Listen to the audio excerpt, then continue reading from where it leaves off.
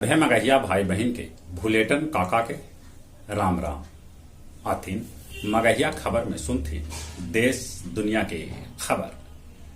मुख्यमंत्री नीतीश कुमार गंगा जी में कैलन छठ घाट के निरीक्षण। बिच्चे गंगा में अटकल उनकर स्टीमर, बाद में दूसर स्टीमर से उनका घुमावल गये।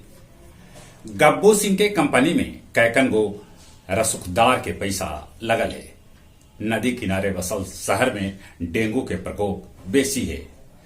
सभे जिला में 50-50 बेड के खोलल जाए रक्षा गृह। वैश्विक भूख सूचकांक मामला में भारत के 107वां स्थान है। गोपालगंज में जेलर बिना जमानत के एगो कैदी के छोड़ दिलन, जज कैलन तलब। सुरक्षा बल निष्क्रिय कैलन 18 किलोग्राम के आईडी विस्फोट कश्मीर में भेटायल हल। बाघ के भय से चंपारण के गांव में है दहशत। कटिहार के बरंडी नदी में धान काट के आ रहलन मजदूर के नाव डूब गए, जगह में 7 गो मजदूर लापता हाथ, 2 गो मजदूर कोई तरह से तैर के नदी के बाहर निकलन। अमेरिकी राष्ट्रपति जो बाइडेन कहलका कि पाकिस्तान दुनिया ले खतरनाक है।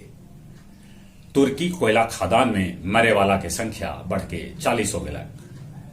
पाकिस्तान के पूर्व न्यायाधीश के गोली मार के हत्या कर देवल गये। अब व्हाट्सएप पर भेजल गये मैसेज में भी हो एडिट। मिर्जा गालिब कॉलेज गया में वोकेशनल बिल्डिंग के कैल गये उद्घाटन। गया जिला हिंदी साहित्य सम्मेलन में काव्य संध्या 425 के आयोजन कैल गये, जेकर अध्यक्षता सुरेंद्र सिंह सुरेंद्र और संचालन खालिद हुसैन परदेसी कैल का। महाबोधि मंदिर बोध गया में महाकठिन चीवरदान। आज चेरकी में रेडियंट कंपनी के कर्मचारी से 8.2 लाख रुपया हथियार बंद अपराधी सभे लूट लेलन। इमामगंज के सलैया के पकरी गांव के सोहेलिया में एगो महिला के हत्या ओकर मर्द डंडा से मार के कर दे। और अब कुछ खेल के समाचार। भारत 7वां बेर जीतल महिला एशिया कप, पीएम दिलन बधाई।